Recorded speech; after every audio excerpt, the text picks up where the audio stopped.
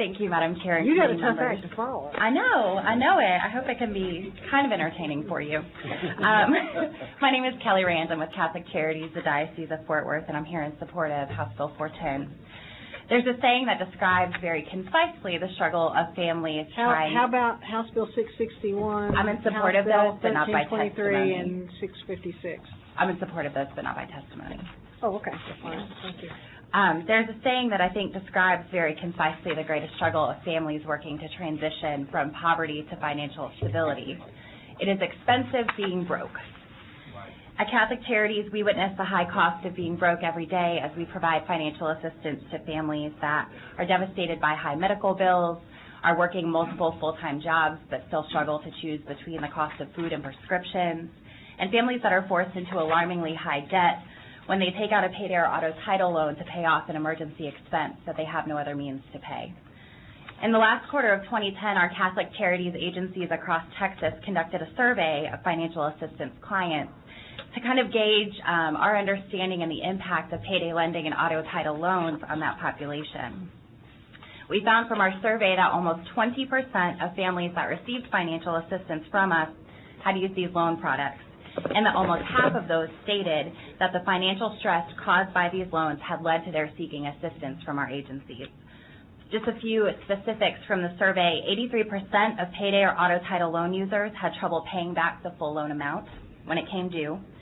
70% had to extend or get new loans because they could not pay the full loan amount. 46% extended their loan at least 3 times, and 57% took 3 months or more to pay back their loans. A couple of specifics related to perceptions of financial stress from payday lending and the use of public benefits and public charity. We found that 77% of loan users believe that the loans made it hard to cover their bills, and that 76% of loan users were on some form of public benefit. The survey responses show that the majority of clients who'd used payday or auto title loans had a hard time paying them back. Moreover, these loans may correlate with other financial stresses, such as difficulty paying monthly bills. And in addition, responses show a strong reliance among payday lending and auto title loan users on public benefits and charity organizations. In Fort Worth, the findings were even more disturbing.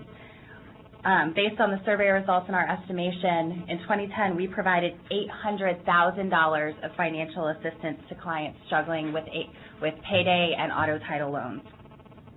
The goal of our financial... Say that number again. $800,000 in financial assistance.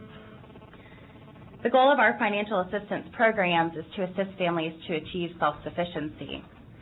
While we can provide them with financial assistance, financial literacy classes, financial coaching, credit counseling, and career counseling, we recognize that there still is a need for short-term accessible sources of credit.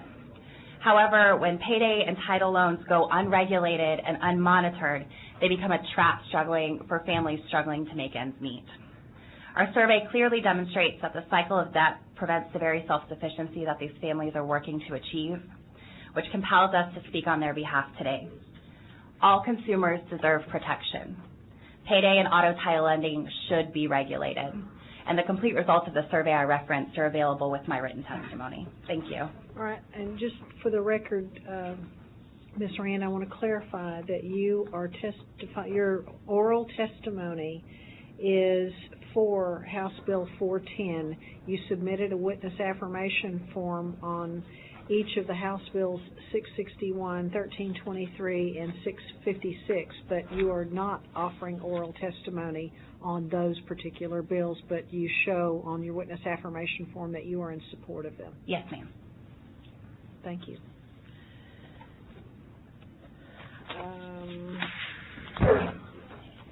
Oh, yes, Representative Orr. I just want to ask you a question. Sure.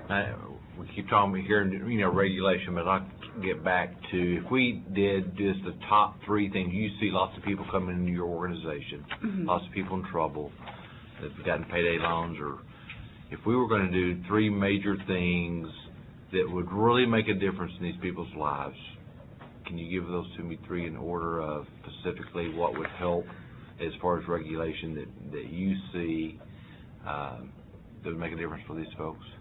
specifically related to families that come for assistance that have payday or auto title loans? That's correct. Okay, The problems that you see out in the marketplace when they come to you. The first to me is to close that loophole, to make But if you sure. do completely away with it, then there's If we do completely away with, the loophole. If you can do completely away with the loophole, then there is no access. That if these businesses completely goes away, when we talk about regulation, what can we do to help the process to be sure that people are not taking advantage of? okay, so capping those interest rates would be the primary thing for us, to make Okay. sure that people are still able to access those sources of credit, Okay. but are not being charged excessive fees on that. The second to me is Catholic Charities is in support of increasing financial literacy education across communities, and we do that in a variety of ways in our organization. And then the third to me is increased awareness of credit-related issues, credit options, and maybe even looking at diversifying the credit market in a way that there are still small dollar accessible loans charge exorbitant fees. Okay, very good. Thank you. Let me ask her, speaking of that, Representative Vesey? Have you looked, I'm surprised, as I've asked the question several times today, have you looked into any of the social loan programs like they have in Great Britain, or the social loan program like they have in, I think in San Francisco? I mean, have you looked into any, because those, I mean, there are programs, I mean, Yeah. we just don't have them, you know, we don't have a lot of them in the United States, and I don't know how. I mean, and people still get payday loans in London, but but there is an option for people who have an emergency that need to, you know, that need some cash to get their car worked on or to. I do know that there are a couple of Catholic Charities organizations across the country that form their financial assistance as a loan, or have worked together with a consortium of other agencies to form credit unions. Our agency hasn't gotten to that point yet. We've had conversations about how we could maybe look at providing financial assistance differently, but we haven't, gotten to.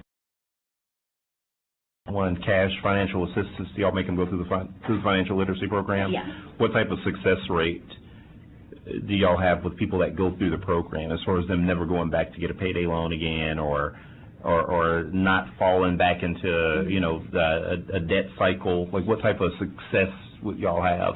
I'm not specifically aware of that statistic. I work in we have 43 programs at the agency, and that's a different program area than I work in, but I'd be glad to send their outcomes to you Yeah, all. I was just curious. Yeah, because y'all do great work, and so I was just Thank curious, you. like, what type of, success rate y'all would have, because I think the financial literacy is the key to a lot of what's going on.